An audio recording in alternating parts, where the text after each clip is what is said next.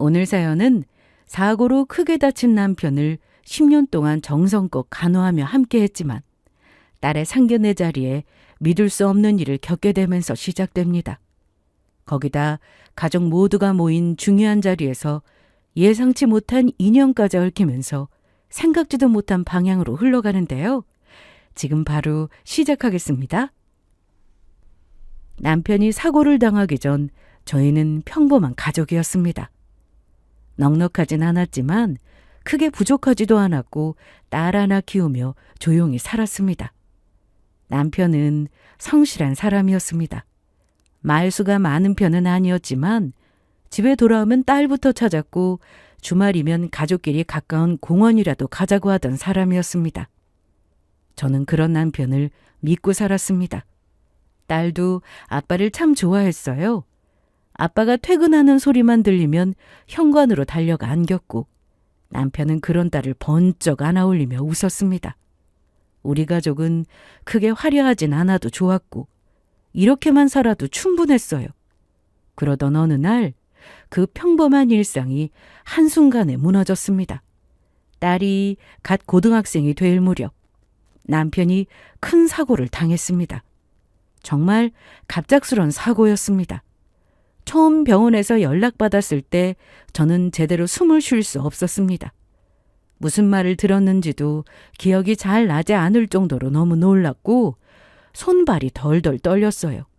그저 남편이 크게 다쳤다는 말, 수술이 필요하다는 말, 상태를 지켜봐야 한다는 말만 머릿속에 맴돌았습니다. 병원에 도착했을 때 남편은 제가 알던 모습이 아니었습니다. 온몸에 붕대와 기계가 붙어 있었고 얼굴은 창백했습니다. 의사는 제게 다행히 생명에 지장은 없지만 사고가 커서 회복까지 시간이 오래 걸릴 수 있다고, 거기다 후유증까지 남을 가능성도 있다고 했습니다. 무엇보다 재활이 중요하다고 했어요. 그 말을 듣는 순간 다리가 풀릴 것 같았습니다. 침대에 누워있는 남편만 보고 있으면 미친 듯이 눈물이 흐를 정도로 마음이 힘들었지만 무너질 수 없었습니다. 옆에 서 있는 딸에게 약한 모습을 보이면 안 될 것 같다는 생각이 들었어요.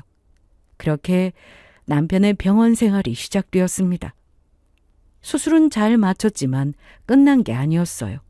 오히려 그때부터가 시작이었습니다. 남편은 혼자 몸을 일으키는 것조차 힘들어했습니다. 처음에는 손가락 하나 움직이는 것도 버거워했고 다리에 힘을 주는 것도 어려워했어요. 걷는다는 건 너무 먼 이야기처럼 느껴졌습니다. 저는 계속 남편의 곁을 지키며 열심히 간병했어요. 간병해 보신 분들은 아시겠지만 이거 정말 고된 일입니다.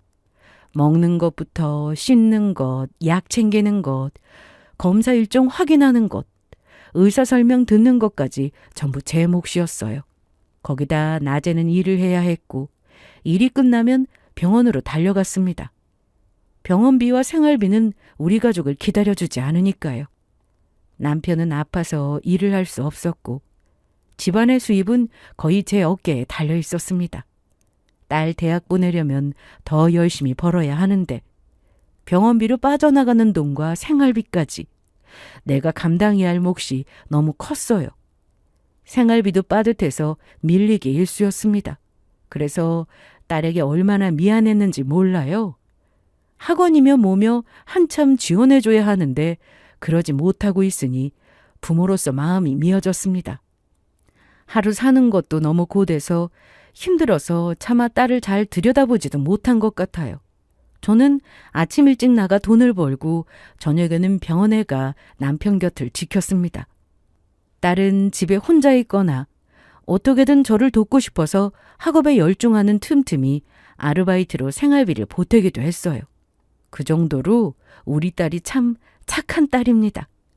한창 공부에 열중해야 하는데 엄마 돕겠다고 아르바이트하는 딸을 볼 때마다 마음이 찢어지는 것 같았어요. 처음에는 혼도 많이 냈습니다. 네가 지금 공부할 때지 아르바이트 할 때냐고. 부모가 도와주지도 못하고 이러고 있는데 얼마나 더 엄마를 죄인으로 만들 거냐고. 엄마가 언제 너더러 아르바이트 하라고 했냐고. 다시는 그런 거 하지 말라고 혼냈는데 사는 게 뭔지, 사는 게 너무 고달파서 딸이 아르바이트하고 벌어온 돈을 차마 모른 척 할 수 없었어요. 당장 먹고 살아야 했기 때문에 하는 수 없이 살림에 보탰습니다. 딸에게 너무 미안했고 저 자신은 점점 사라지는 것 같았어요. 그래도 저는 버텼습니다. 남편이 다시 일어날 수만 있다면 그 정도 고생은 견딜 수 있다고 생각했습니다. 무엇보다 남편 앞에서 무너질 수 있겠더라고요. 남편은 저와 딸에게 너무도 미안해했습니다. 제 손을 잡고 눈물을 보인 적도 많고 너무 미안해서 딸의 얼굴도 제대로 못 쳐다보고는 했어요. 당신 많이 힘들지? 미안해. 내가 빨리 나아야 하는데 계속 이러고 있으니 나 때문에 당신 인생까지 망치는 것 같아. 그런 말 하지 마. 당신은 아무 생각 말고 그저 제 할만 열심히 해. 그러면 우리 다시 예전처럼 살 수 있어. 남편이 그런 말을 할 때마다 저는 고개를 저으며 더 강하게 행동했습니다. 약한 모습으로 눈물이라도 보이면 남편 마음이 어떨지 알 수 있었으니까요. 우리가 강해야 남편도 마음 강하게 먹고 열심히 재활에 임할 수 있을 거라 생각했습니다. 혹시라도 다 포기하면 어쩌나 그게 늘 걱정이었어요. 그리고 무엇보다 저는 남편을 포기하고 싶지 않았습니다. 누군가는 제게 그렇게 말했어요. 혼자 다 감당하는 게 너무 버겁지 않냐고. 앞으로 얼마나 걸릴지도 모르는데 당신 인생은 어떻게 할 거냐고 내려놓는다고 해서 욕할 사람 아무도 없다고요. 하지만 저는 그런 말을 들을 때마다 마음을 더 단단히 먹었습니다. 부부는 좋을 때만 함께하는 게 아니라고 생각했습니다. 남편이 가장 약해졌을 때 가장 필요한 사람은 아내인 저라고 생각했기 때문에 남편 곁을 지켰습니다. 무엇보다 남편이 다시 걷는 모습을 꼭 보고 싶었거든요. 재활은 참 길고 지독했습니다. 처음에는 침대에서 몸을 일으키는 연습부터 시작했습니다.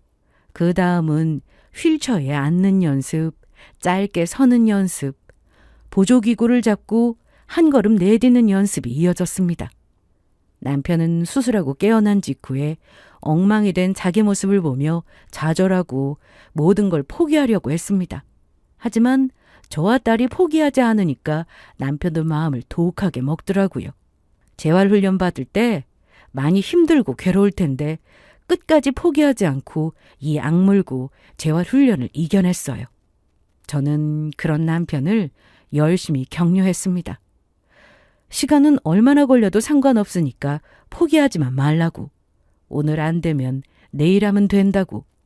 조금씩 좋아지고 있으니 우리 끝까지 해보자고 응원했어요. 물론 저도 사람인지라 여러 번 포기하고 싶을 때도 많았습니다. 하지만 제가 무너지면 우리 가족이 다 무너지는 걸 알았기 때문에 그럴 수 없었어요. 그저 시간이 다 해결해 줄 거라는 믿음으로 하루하루 열심히 버텼습니다. 그렇게 1년, 2년, 3년. 남편의 회복은 더뎠지만 분명히 조금씩 나아지고 있었습니다. 처음에는 움직이지 못하던 사람이 손잡이를 잡고 일어섰고 휠체어에만 의지하던 사람이 보조기를 잡고 몇 걸음씩 걸었습니다. 남편이 한 걸음 내딛는 것만으로도 마치 큰 기적을 본 것 같았어요. 남편은 힘들어하면서도 웃었습니다. 자신도 조금씩 나아지는 걸 경험하니까 조금씩 희망이 커지는 듯 했어요. 저는 그것만으로도 기뻤습니다. 몇 년 동안 힘들어도 버틴 보람이 있다고 생각했어요. 그렇게 10년이 흘렀습니다. 말이 10년이지. 그 안에는 셀 수 없이 많은 눈물과 병원 냄새와 밀린 고지서와 잠 못 이룬 밤들이 있었습니다. 저는 제 삶을 거의 남편의 회복에 바쳤어요. 좋은 옷 한 벌 제대로 사입지 못했고 친구들과 편하게 여행 한 번 가지 못했습니다. 아파도 병원에 갈 시간이 없었고 쉬고 싶어도 쉴 수 없었습니다. 그걸로 남편을 원망하지 않았어요. 남편이 다시 일어날 거라는 희망을 품고 하루하루 최선을 다했습니다. 그 결과 남편은 긴 재활 끝에 기적처럼 몸이 좋아졌습니다. 완벽하게 예전 같지는 않았지만 혼자 걷고 혼자 병원에 가고 혼자 재활치료를 받을 수 있을 정도가 되었습니다. 그래도 저는 혼자 갈 남편이 걱정돼서 같이 가려고 했는데 남편은 웃으며 이렇게 말했어요. 정말 괜찮아. 이제 얼마든지 나 혼자 갈 수 있어. 내 걱정하지 말고 누워서 좀 쉬어. 이따가 일하러 또 나가야 하잖아. 내가 지금보다 재활훈련 더 열심히 해서 괜찮아지면 돈 벌어서 당신 다 줄게. 남편은 늘 저와 딸에게 미안해했고 죄인처럼 생각했습니다. 그래서 하루빨리 몸을 회복하고 다시 일하고 싶어 했어요. 자신 때문에 고생한 제게 늦게라도 도움이 되고 싶다고 했습니다.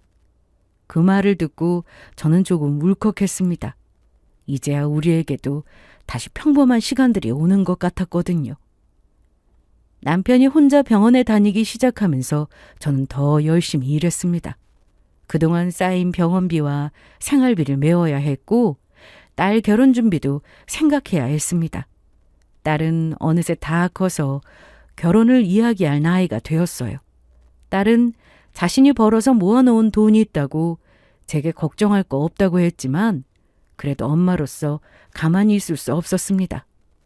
많이는 아니지만 조금이라도 딸에게 보탬이 되어주고 싶었어요. 그렇게라도 진 마음의 빚을 갚고 싶었습니다. 이때 저는 다시금 행복을 맛봤어요. 남편도 많이 행복했고 딸도 좋은 사람 만났으니 이제 정말 고생 끝이라고 생각했습니다. 우리 가족에게도 드디어 편안한 날이 올 거라고 믿었어요.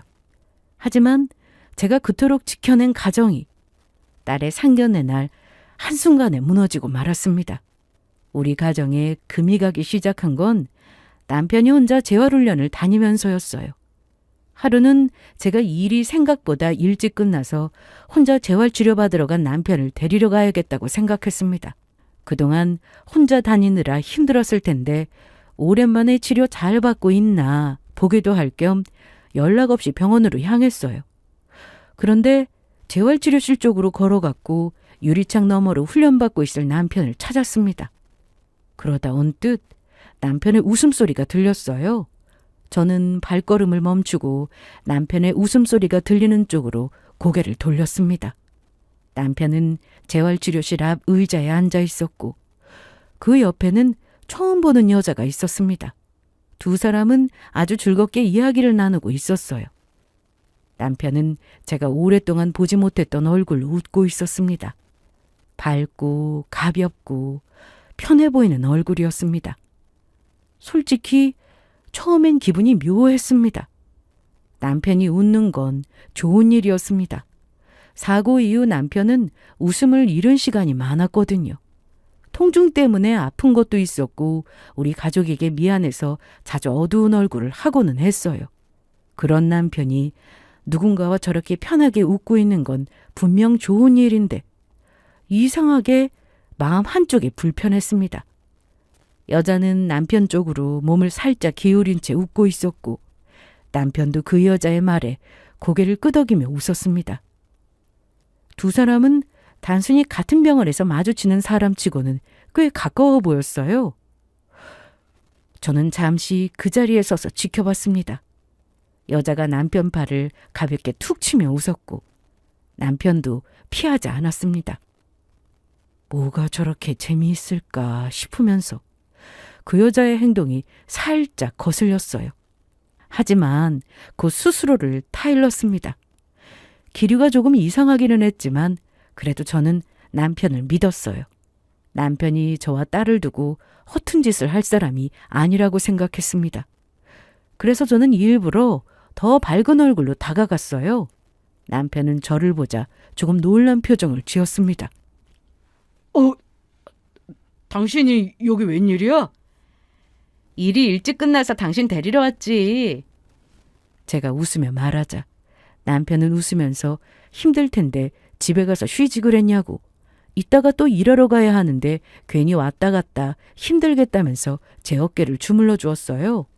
남편 옆에 있던 여자는 저를 보더니 살짝 미소 지었고 동시에 눈이 마주쳤습니다. 저는 남편에게 이분은 누구시냐고 물었고 남편은 같이 재활받는 분인데 자주 마주쳐서 인사하다가 쉴 때 이야기도 하고 친구처럼 지낸다고 했습니다. 그러자 여자는 제게 웃으면서 인사를 건넸어요. 안녕하세요. 네, 안녕하세요. 남편분이 재활을 정말 열심히 하세요. 그래서 저도 그 에너지 받고 같이 열심히 받고 있어요. 그 여자는 제 남편이 재활을 열심히 받는다며 칭찬했고 재활에 관련된 좋은 팁도 전해 듣는다면서 여러모로 많이 도움된다고 했습니다. 남편은 재활을 하도 오래 받아서 그런다며 너스레를 떨었고 재활도 마쳤으니 제게 어서 집에 가자고 일어섰습니다. 저는 그런 남편을 따라 자리에서 일어섰는데 그때 여자가 남편에게 말했습니다. 그럼 우리 다음 재활 때 또 봐요. 남편은 웃으며 고개를 끄덕였고 짧은 인사를 나눈 뒤 집으로 향했습니다. 남편을 차에 태우고 집으로 가는 길 그 여자가 이상하게 마음에 남아서 저는 남편에게 조심스레 물어봤어요. 그 여자랑 언제 친해졌냐고요. 남편은 창밖을 보며 대수롭지 않다는 듯 같이 재활받으면서 자연스럽게 친해졌다고 말했습니다. 알고 보니 그 여자도 남편처럼 재활을 오래 받았더라고요. 그래서 같이 재활 치료받은 세월이 있다 보니까 자연스럽게 재활받은 친구가 됐다고 했어요. 그래서 저는 그런 남편에게 말했습니다. 진짜 친하게 지내나 보네. 아까 보니까 되게 재미있게 이야기하던데? 아픈 사람끼리 이야기하다 보면 통하는 게 있어서 그래. 그 사람도 나처럼 사고로 재활 중이고 한때 몸이 많이 안 좋았는데 열심히 노력해서 좋아진 거래. 그래서 나도 막 힘이 나. 열심히 노력하면 그 사람처럼 나도 더 좋아질 수 있다는 거잖아. 그 말을 듣고 저는 더 묻지 않았습니다. 그저 남편이 싱글벙글 웃는 모습이 참 보기 좋았어요. 사실 남편은 지난 10년 동안 병원과 집만 오갔습니다. 친구도 제대로 만나지 못했고 사회생활도 끊겼죠. 그래서 같이 재활받는 사람과 조금 친해진 게 그렇게 기분 나쁜 일은 아니라고 생각했습니다. 남편이 이제 다시 세상과 연결되고 있는 거라고 생각했고 우리를 두고 남편이 한눈 팔 거라고 생각하지 않았어요. 그만큼 남편을 믿었습니다. 한편으로 남편도 친구들 만나서 놀고 싶고 그럴 텐데 아파서 그러지 못했으니 이렇게라도 재활 친구 만들어서 지내는 것도 나쁘지 않겠다고 생각했어요. 그렇게 좋게 생각했는데 그날 이후로 남편은 조금씩 달라졌습니다. 처음에는 아주 작은 변화였어요. 재활치료가 끝나고 집에 돌아온 시간이 됐는데도 한참 동안 안 들어오다가 집에 늦게 들어왔습니다. 예전에는 치료가 끝나면 바로 연락하던 사람이 어느 날부터 한두 시간 뒤에야 전화하더군요. 당신 어디야? 집에 올 시간이 한참 지났는데. 아, 나 우연히 아는 사람 만나서 커피 한잔 했어. 이제 집에 들어갈 거야? 이렇게 말하며 집에 늦게 들어오기도 하고 어떤 날은 옛날 친구들과 연락이 닿았다면서 친구들을 만나고 오기도 했어요. 그런 날들이 많아지기 시작했고 그날도 똑같이 집에 늦게 들어오는 남편에게 저는 요즘 왜 이렇게 집에 늦게 들어오냐고 아직 몸도 다 회복된 게 아닌데 걱정된다고 했더니 남편은 신발을 벗으며 대수롭지 않게 말했습니다. 그동안 병원 다니느라 친구들 볼 시간이 없었잖아. 이 정도면 몸도 많이 좋아졌고 이제 사람들도 만나야지. 그 말에 저는 아무 말도 하지 못했습니다. 맞는 말이었습니다. 남편은 10년 동안 너무 많은 걸 잃었습니다. 건강도, 일도, 친구도, 자유도. 그걸 다 되찾고 싶어하는 마음을 제가 막을 수는 없었습니다. 그래서 저는 이해하려고 했습니다. 하지만 늦게 들어오는 날은 점점 많아지기 시작했어요. 보통 재활이 있는 날에 주로 늦게 귀가했는데 나중에는 재활이 없는 날에도 밖에 나가기 시작했어요. 밖에 나갈 준비를 하는 남편을 보고 어디 가냐고, 오늘 병원 가는 날 아니지 않냐고 하니까 남편은 친구들 만나기로 했다면서 외출할 때 입을 옷을 고르기 시작했습니다. 사고 이후 편한 옷만 입던 사람이 셔츠를 꺼내 입고 향수까지 뿌리더군요. 친구들 만나는데 무슨 향수까지 뿌리지 싶었어요. 그러다가 속으로 이제 몸도 많이 좋아졌고 자신감을 되찾았으니까 그런가 보다고. 그동안 못 누린 걸 누리고 싶은 거겠지, 그렇게 믿고 싶었습니다. 그러던 중에 딸은 만나고 있는 남자친구와 결혼할 생각이라며 우리 집으로 데려왔어요.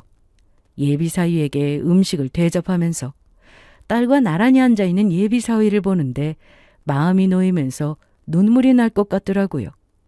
남편 사고 이후 우리 집은 늘 병원과 돈 걱정으로 가득했습니다. 그런 집에서 자란 딸이 좋은 사람을 만나 새 가정을 꾸린다니 미안하면서도 고마웠어요. 그렇게 딸은 결혼 준비를 시작했고 어느덧 상견례를 언제 하면 좋을지 생각하게 됐습니다. 딸이 제게 언제가 좋은지 물어봤고 저는 남편과 상의하고자 이야기를 꺼냈어요. 슬슬 상견례를 잡아야 하는데 언제가 좋을까? 제 물음에 남편은 잠시 멈칫하더니 벌써 상견례를 잡냐고 했어요. 그래서 저는 예비 사부인이 빨리 뵙고 싶어 하신다고 이야기하자 남편은 어색하게 웃으면서 그렇기는 한데 그래도 너무 이른 것 같다고 했어요. 저는 그 반응이 조금 이상했습니다. 예전의 남편이라면 예비 사부인보다 더 먼저 상견례 언제 하냐고 했을 사람인데 말이죠. 그 정도로 성격이 급한 사람인데 뭐 이렇게 태평하게 굴지 싶었어요. 거기다 묘하게 짓는 부담스러운 표정까지. 뭔가 이상했지만 문득 딸을 시집 보내는 게 서운해서 그러나 싶었어요. 병원에 있는 동안 아빠 노릇도 제대로 못해줘서 늘 미안한 마음뿐이었고 딸이 우리 품을 떠난다고 생각하니 그게 서운해서 그런가 보다 하고 넘겼습니다. 하지만 그렇다고 하기에 남편의 행동은 맞지 않았어요. 그때부터 더 귀가가 늦어지더니 나중에는 외박하는 일도 생겨났습니다. 몸도 많이 좋아졌으니까 이제 못 만난 친구들도 많이 만나고 낚시도 가고 이런저런 생활을 할 거라면서 집을 비웠어요. 그리고 저는 점점 혼자가 되어갔습니다. 10년 동안 남편 곁을 지켰던 저는 남편이 다시 걷게 된 뒤 오히려 그의 삶에서 밀려나는 기분을 느꼈습니다. 사고 나기 전에도 외박 같은 거 잘 안 했는데 10년 동안 아무것도 못했으니 오히려 그 억압됨이 분출이 되는 것 같았어요. 외롭고 서운했지만 그래도 저는 남편을 이해하고자 노력했습니다.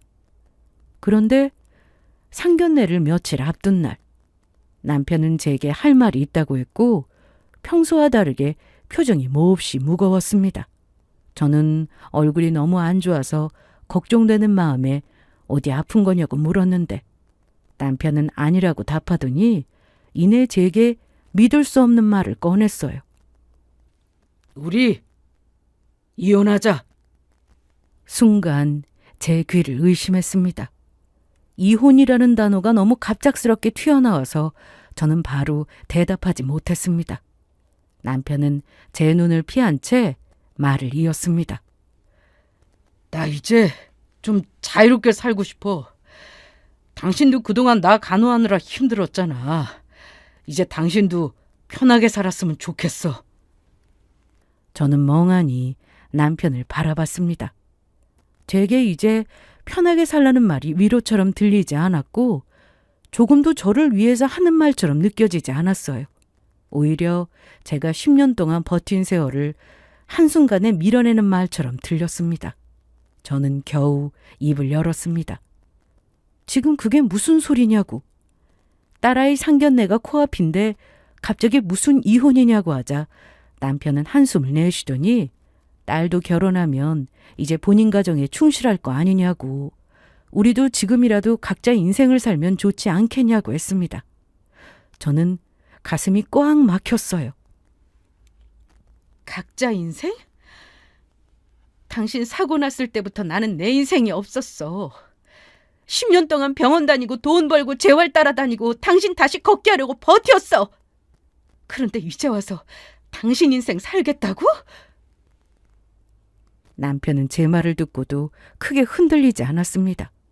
오히려 미안하다는 얼굴로 저를 쳐다보기만 했고 저는 그 얼굴이 더 화가 났습니다. 남편은 제게 많이 미안하고 고맙다고 했어요. 그러면서 그 마음의 짐이 너무 부담스럽다고 했습니다. 제가 10년 동안 남편 곁을 지킨 일이 남편에게는 사랑이 아니라 비처럼 느껴졌다는 말에 저는 또 한 번 숨이 턱 막혔어요. 당신한테 내가 갚아야 할 게 너무 많아. 그래서 늘 미안함에 눌려있는 기분이야. 당신한테는 잔인하게 들릴 수 있겠지만 나도 이제 좀 가볍게 살고 싶어. 그 말을 듣는 순간 마음속에서 무언가가 무너졌습니다.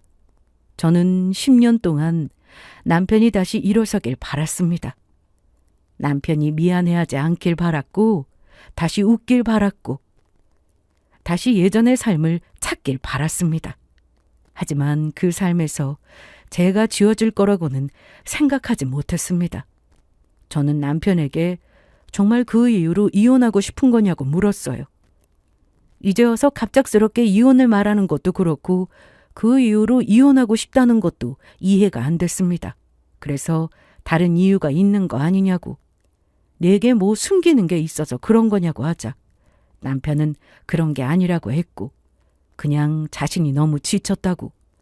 자신 때문에 아내가 계속 고생하는 것도 보고 싶지 않다고 했습니다. 남편은 끝까지 저를 위한 결정처럼 말했습니다. 하지만 저는 그 말을 믿지 않았어요.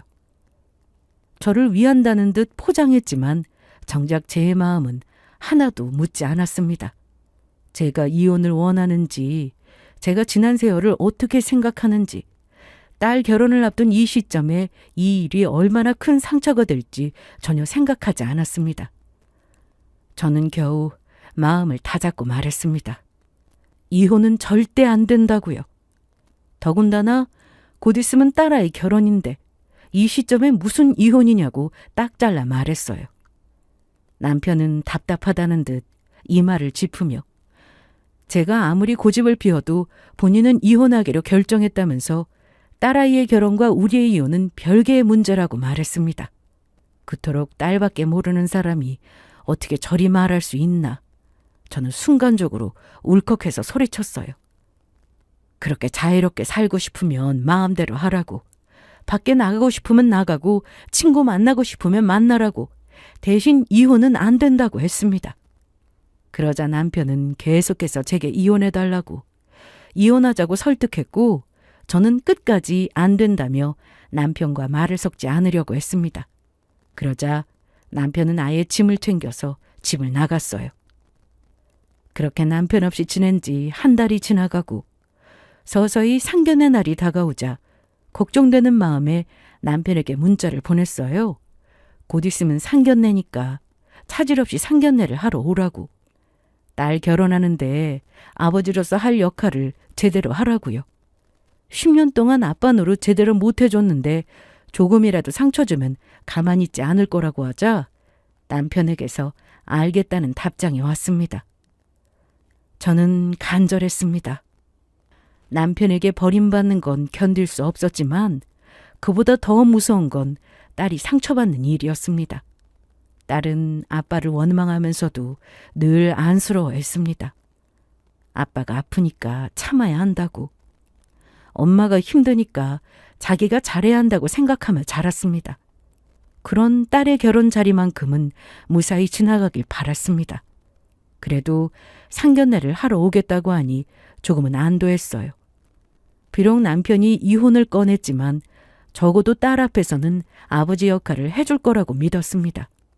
전 마지막으로 남편에게 그날만큼은 아무 일 없는 것처럼 행동하라고 당부했고 남편은 알겠다고 했습니다. 그 일이 있은 후 상견례 전날까지도 저는 정신없이 준비했습니다. 딸은 미리 신혼집을 구해서 나가 살고 있던 터라 아무것도 모르는 상황이었고 남편이 이혼 이야기를 꺼냈다는 말도 안 했어요. 어떻게 해서든 딸이 걱정하지 않게 끝까지 모르게 하고 싶었습니다.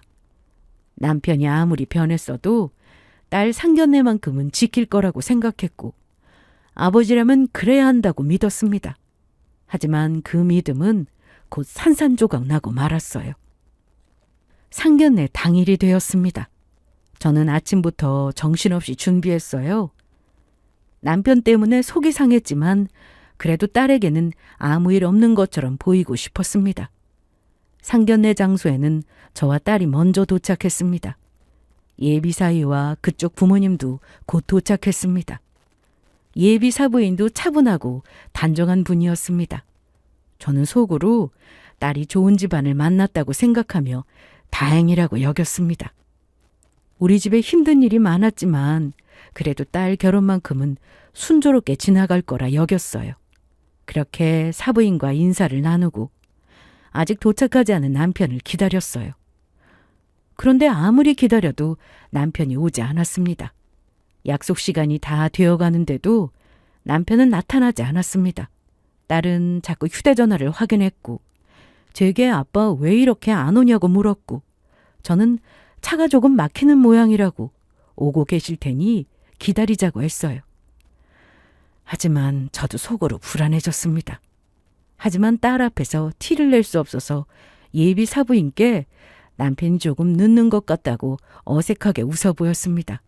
예비 사부인은 차가 막히면 그럴 수도 있다며 자신들이 일찍 왔다고 이야기하면서 괜찮다고 했어요. 그렇게 조금 더 남편을 기다렸을까? 롬으로 다가오는 발소리가 들리더니 이윽고 문이 열렸습니다. 그리고 남편이 들어왔어요. 그런데 혼자가 아니었습니다. 남편 옆에는 한 여자가 서 있었습니다. 저는 그 여자를 보자마자 심장이 내려앉았습니다. 왜냐고요? 병원에서 봤던 그 여자였기 때문입니다. 남편과 재활치료실 앞에서 웃으며 이야기하던 여자. 남편이 그저 같이 재활받는 친구라고 했던 여자. 그 여자가 남편 옆에 너무 자연스럽게 서 있었고 딸도 바로 이상함을 느꼈습니다.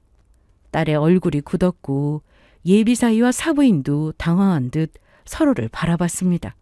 저는 자리에서 일어나 남편에게 가까이 다가갔어요. 그리고 조용히 그 여자는 여기 왜 데리고 왔냐고 물었습니다. 그러자 남편이 이렇게 말했어요. 이 사람을 소개할 겸 같이 왔어. 이 사람도 여기 앉을 거야. 순간 제 머릿속이 하얘졌습니다. 딸의 결혼을 위해 양가가 처음 만나는 상견례 자리였습니다. 그런데 그런 자리에 이 여자를 데리고 왔다? 저는 너무도 당황스러웠고 남편에게 지금 제정신이냐고 여기가 어떤 자리인데 이 여자를 데리고 왔냐고 하자 남편은 이미 마음을 정리하고 온 사람처럼 담담하게 말했어요. 그러게 내가 이혼해달라고 할 때 내 뜻대로 했으면 이런 일 없잖아. 당신이 자꾸 고집 피워서 어쩔 수 없었어. 무엇보다 당신한테는 미안하지만 더 이상 숨기고 싶지도 않고.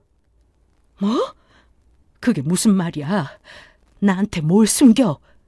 난 이제 새롭게 내 인생 살고 싶어. 이 사람은 내가 앞으로 함께하고 싶은 사람이야.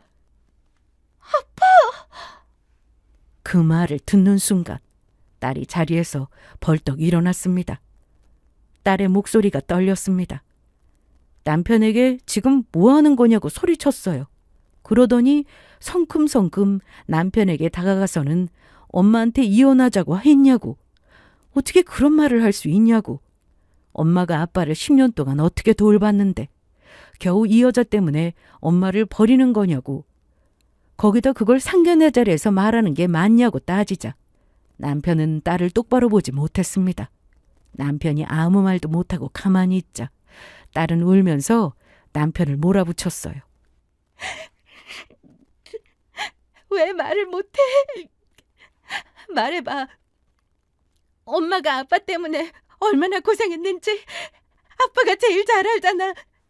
그런데 어떻게 그런 엄마를 버릴 수 있어? 그것도 내 상견례 자리에서. 상견례장은 순식간에 얼어붙었습니다.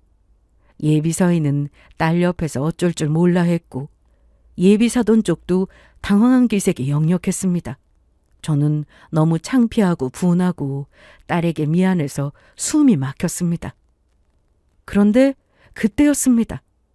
조용히 앉아있던 사부인의 표정이 이상하게 굳어 있었습니다. 처음에는 우리 가족의 소란에 놀란 줄 알았습니다. 하지만 아니었습니다. 사부인의 시선은 남편이 아니라 그 여자에게 꽂혀 있었습니다. 사부인은 마치 믿을 수 없는 것을 본 사람처럼 상간녀를 뚫어지게 바라보고 있었습니다. 그러다 낮게 물었습니다. 너 맞지? 그렇지. 상간녀를 아는 듯한 물음에 우리 모두 사부인에게 시선이 꽂혔고 상간녀 역시 사부인의 얼굴을 제대로 쳐다보고는 순간 하얗게 질린 채로 서 있었습니다. 그 반응을 보고 저는 알 수 있었습니다. 두 사람은 서로를 알고 있다는 것을요. 사부인은 천천히 자리에서 일어났습니다. 예비사위가 놀라 어머니를 붙잡으려 했지만 사부인은 손을 뿌리쳤습니다. 그리고 상간녀 앞으로 걸어갔고 상간녀는 겁에 질린 얼굴로 뒤로 물러나려 했어요. 하지만 늦었습니다. 사부인의 손이 그대로 올라갔고 상견례장 안에 뺨 맞는 소리가 크게 울렸습니다. 모두가 그대로 얼어붙었어요. 사부인은 떨리는 목소리로 말했습니다. 네가 여길 왜 와? 내 남편 꼬셔서 우리 집 망쳐놓고 이젠 예비사돈 남편까지 건드려? 그 순간 저는 숨을 멈췄습니다. 알고 보니 남편의 상간녀는 이미 전적에 있었어요. 상견례 자리는 순식간에 아수라장이 됐습니다. 남편 옆에서 꼿꼿하게 고개 세우고 뻔뻔하게 서 있던 상간녀는 사부인을 보고 나서 태도가 싹 바뀌었어요. 사부인은 상간녀를 보자마자 몸을 떨었습니다. 그 분노는 단순히 처음 보는 여자를 향한 분노가 아니었고 오래 묵은 상처가 다시 터져나온 얼굴이었습니다. 상간녀는 예비 사돈 때과도 깊은 악연이 있는 사람이었어요. 과거 사부인의 남편에게 접근해 가정을 흔들었던 여자였고 그 일로 사부인은 오랜 시간 고통을 겪었다고 했습니다. 더 충격적인 건 사부인의 남편이 그 여자와 함께 있다가 사고를 당했고 그 사고로 세상을 떠났다는 사실이었습니다. 그 자리에서 상간녀만 살아남았고 그 후 병원에서 재활치료를 받게 된 것이었죠. 그리고 그 병원에서 이번에는 제 남편을 만난 겁니다. 저는 그 말을 듣는 순간 속이 뒤집히는 것 같았습니다. 남편이 말하던 재활 동료. 서로 아픔을 이해한다던 사람. 그저 병원에서 자주 마주쳐 인사하고 이야기 나누는 사이라고 했던 여자. 알고 보니 그 여자는 이미 남의 가정을 무너뜨린 적이 있는 사람이었습니다. 그리고 이번에는 제 가정으로 들어온 것이죠. 사부인은 상간녀를 향해 분노를 쏟아냈습니다. 남의 남편에게 달라붙어 한 가정을 무너뜨리고도 또다시 예비사돈의 남편에게 손을 뻗은 것이냐며 떨리는 목소리로 몰아붙였어요. 상간녀는 처음에는 억울한 척했지만 사부인의 과거 일을 하나씩 꺼내자 얼굴이 하얗게 질렸습니다. 그제야 저는 알았습니다. 상간녀는 늘 그런 식으로 남의 빈틈을 파고들던 사람이라는 것을요. 사부인이 상간녀의 머리채를 잡고 한바탕 소란을 벌이자 남편은 그런 여자를 감싸려 했습니다. 그 모습이 제겐 더 큰 충격이었어요. 제가 10년 동안 병원비를 벌고 재활을 따라다니고 밤마다 남편 곁을 지켰을 때는 고맙다는 말조차 점점 줄어들던 사람이었습니다. 그런 사람이 상간녀가 몰리자마자 그 여자를 보호하려고 했습니다. 그 순간 제 마음속에 남아있던 마지막 미련까지 끊어졌어요. 옆에서 딸은 원망 어린 시선으로 남편을 보며 울고 있었어요. 아버지가 엄마를 배신한 것도 모자라 자신의 상견례 자리까지 망가뜨렸다는 사실에 무너져 있었습니다. 예비사위는 딸 옆에서 어쩔 줄 몰라 했고 사부인은 분노에 사로잡혀 상간녀를 쥐잡듯 잡고 있었습니다. 저는 그 아수라장 속에서도 딸만 생각했고 서둘러 사부인을 말렸습니다. 가까스로 상간녀에게서 사부인을 떼어내고 사부인을 진정시켰어요. 사부인은 숨을 헐떡이며 거친 숨을 몰아쉬었고 이내 제게 어떻게 할 거냐고 물었습니다. 그래서 앞으로 어쩌실 거죠? 저는 이 자리에서 분명히 말씀드리는데 이 결혼 안 됩니다. 깨끗하게 없던 일로 하죠. 엄마, 지금 무슨 말씀하시는 거예요? 너는 가만히 있어! 그럼 저 여자가 새엄마가 될지도 모르는데 어떻게 결혼을 해? 내가 전현을 사부인으로 맞이하라는 거야? 기어이 일이 터지고 말았습니다. 어떻게든 지켜주고 싶었던 딸의 결혼. 결국 남편 때문에 다 엎어질 위기에 빠졌어요. 저는 당황해서 사부인에게 아무리 그래도 이렇게 없던 일로 하는 건 아니지 않냐고, 이미 둘이 같이 살고 있지 않냐고 하자 사부인은 신혼집 빨리 정리하고 서류 정리하면 그만이라면서 단호하게 이야기했어요. 그러자 남편은 그제야 본인이 크게 사고를 쳤다는 걸 깨달았는지 당황스러워하면서 사부인과 딸의 눈치를 살폈습니다. 그 꼴을 보는데 제 속이 뒤집어지더군요. 아무리 그래도 애아빠고 자리가 자리인지라 체면을 지키려고 노력했습니다. 이 자리에서 제가 무너지면 딸의 결혼까지 무너질 수 있었고 남편이 저를 망치는 건 얼마든지 참을 수 있었습니다. 그런데 딸의 인생까지 망치게 둘 수는 없었어요. 저는 모든 원망을 남편에게 쏟아내고 싶었습니다. 저는 있는 힘껏 남편에게 다가가 뺨을 때렸어요. 딸은 놀라서 저를 쳐다봤고 남편 역시 당신이 어떻게 나를 때릴 수 있냐는 표정으로 놀라서 쳐다봤습니다. 기어이 당신이 모든 걸 망쳤어. 당신 때문에 우리 딸이 얼마나 힘들게 컸는데. 아빠로서 도와주지는 못할 망정 감히 내 딸 결혼을 망쳐? 내가 당신 죽어도 용서 안 할 거야. 그깟 이혼! 그래, 해! 나도 더 이상 당신 같은 인간 남편이라 생각하고 살고 싶지 않아. 어디 한번 네 마음대로 천하게 그렇게 살아봐! 남편은 여전히 놀란 얼굴로 저를 쳐다봤습니다. 그래서 저도 똑바로 남편을 바라봤어요. 저는 그 얼굴을 보며 10년을 떠올렸습니다. 병원 침대 위에서 움직이지 못하던 남편, 통증에 울부짖던 남편, 다시 걷고 싶다며 제 손을 잡던 남편, 그리고 그런 남편을 살리기 위해 제 인생을 뒤로 밀었던 저 자신.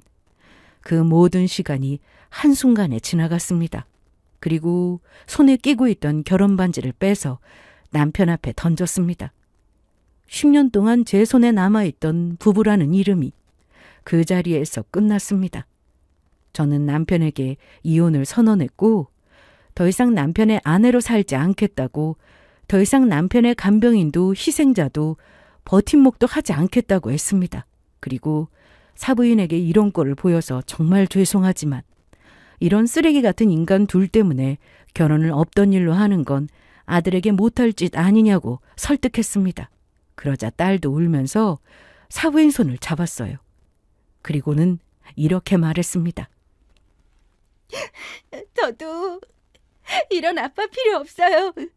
엄마를 버린 사람을 아빠로 인정하고 싶지 않아요. 엄마 이혼하면 저 역시 아빠와의 천륜을 끊을게요. 죽을 때까지 안 보고 살 수 있어요. 그럼 저 여자 상대할 일도 없고요. 딸의 말에 남편은 당황스러워했습니다. 자신이 아무리 큰 잘못을 저질러도 딸은 변함없이 자신을 아빠로 생각해 줄 줄 알았나 봐요. 하지만 딸은 10년 동안 모든 걸 보고 자랐습니다. 제가 얼마나 고생했는지, 남편이 다시 걷기까지 우리 가족이 얼마나 많은 것을 잃었는지 딸은 누구보다 잘 알고 있었어요. 그날 상견례는 엉망이 되었지만 예비사위는 딸을 놓지 않았습니다. 오히려 딸에게 자기 집안의 과거 악연까지 얽혀 더 큰 상처가 된 것 같다며 미안해했어요. 또 그 일이 있어서 사부인도 제게 미안하다며 사과했습니다. 그때는 감정이 격해서 결혼을 없던 일로 하겠다고 했는데 집에 가서 생각해보니 사부인 말이 맞다고. 그깟 인간들 때문에 아이들 결혼을 없던 일로 하는 건 아닌 것 같다고 하셨고 그렇게 아이들 결혼의 문제는 무사히 넘겼습니다. 사부인은 못 볼 걸 보였다면서 계속 사과하셨지만 저는 오히려 사부인께 감사한 마음입니다. 사부인이 아니었다면 그 상가녀의 정체를 끝까지 몰랐을 거예요. 상견례 이후 저는 곧바로 이혼을 준비했습니다. 바람 피어서 이혼을 요구하는 남편에게 위자료와 더불어 그동안 들어간 병원비, 재활비, 생활비, 제가 감당했던 모든 비용을 정리해서 청구했어요. 또 상가녀를 상대로 위자료 소송도 진행했습니다. 남편은 저와 이혼하는 과정에서 딸의 마음을 돌리기 위해 노력했습니다. 자기 잘못을 어떻게든 이해받고 싶어 했어요. 고된 병원 생활에 많이 힘들었고 무엇보다 저와 딸을 볼 면목이 없었다고 했습니다. 그러던 중에 그 여자가 나타났고 자신을 이해해 주는 것 같아서 좋았다고 했어요. 사랑이라는 감정이 미안한 마음으로 유지될 수 없다는 걸 잘 알지 않냐면서 딸을 설득하려고 했지만 어림도 없었어요. 딸은 더 이상 남편을 아빠라고 생각하지 않았고 상대하기 싫어했습니다. 그렇게 남편은 딸에게서 완전히 외면당했어요. 이혼 과정은 생각보다 길게 흘러갔지만 저는 물러서지 않았습니다. 챙길 것을 모두 챙겼고 상가녀에게도 책임을 물었어요. 상가녀는 과거 사부인 집안과의 악연까지 다시 드러나며 큰 망신을 당했고 남편 역시 회복하자마자 조강지처를 버리고 상가녀를 데려온 사람으로 주변에 알려졌습니다. 딸의 결혼식은 예정대로 진행됐고 남편은 오지 못했습니다. 딸이 나타나지 못하게 한 것 같더라고요. 저는 혼자 혼주석에 앉아서 딸의 결혼식을 지켜봤습니다. 처음에는 남편의 빈자리가 아프게 느껴졌어요. 남편이 그립거나 뭐 그런 게 아니라 아빠 없이 결혼하는 딸을 생각하니 마음이 아팠습니다. 우리 딸이 너무 가엾고 불쌍하게 울컥했지만 끝까지 참고 웃었습니다. 그렇게 남편 없이 딸을 결혼시켰습니다. 그리고 시간이 흐른 뒤 남편이 다시 우리 앞에 나타났어요. 상가녀가 또 다른 남자에게 빠져서 남편을 버리고 떠났다고 하더군요. 남편은 초라한 얼굴로 제 앞에 섰습니다. 제게 있는 돈 없는 돈 탈탈 털리고 남은 건 상가녀 하나뿐이었는데 그마저도 잃었으니 초라한 모습으로 우리 앞에 나타난 거죠. 남편은 우리에게 자신이 어리석었다고 결국 자신을 끝까지 지켜준 사람은 저뿐이었다고 했습니다. 그러면서 다시 가족으로 돌아가고 싶다고 했고 저는 그 말에 너무도 혼란스러웠습니다. 그리고 내가 10년간 죽어라 살린 사람이 겨우 이 정도밖에 안 되는 사람인가 싶어서 허무하더군요. 진심으로 잘못을 뉘우치고 온 것도 아니고 상가녀에게 버림받고 갈 곳이 없어지자 다시 돌아오려고 하는 남편에게 저는 말했습니다. 이미 내 인생에서 너라는 인간을 지운 지 오래라고요. 딸도 아빠를 받아들이지 않았습니다. 딸은 엄마를 울게 한 사람을 다시 가족으로 부를 수 없다고 10년을 희생한 엄마에게 그런 아픔을 준 사람을 죽을 때까지 용서하지 않을 거라고 했고 그렇게 남편은 저와 딸에게서 완전히 멀어졌습니다. 10년이라는 시간이 아깝지 않다면 거짓말입니다. 저는 제 모든 걸 남편의 회복에 쏟았어요. 하지만 그 시간을 후회만 하지 않으려 합니다. 적어도 저는 제 자리에서 최선을 다했고 부부라는 이름을 믿었고 가족이라는 책임을 짊어졌습니다. 잘못한 사람은 제가 아니라 남편이니까 남편이 버리던 뭐든 다 받을 거라 생각해요. 저는 시련의 아픔만큼 나중에 더 큰 복을 받을 거라 생각하고요. 남편과의 이혼으로 딸의 행복을 지킨 것만으로도 저는 충분합니다. 이제 남은 제 인생을 잘 살아보려고요. 남편을 잃은 것이 아니라 저 자신을 되찾을 거라고 생각하고 있습니다. 제 이야기는 여기까지입니다. 지금까지 긴 사연을 들어주셔서 감사합니다.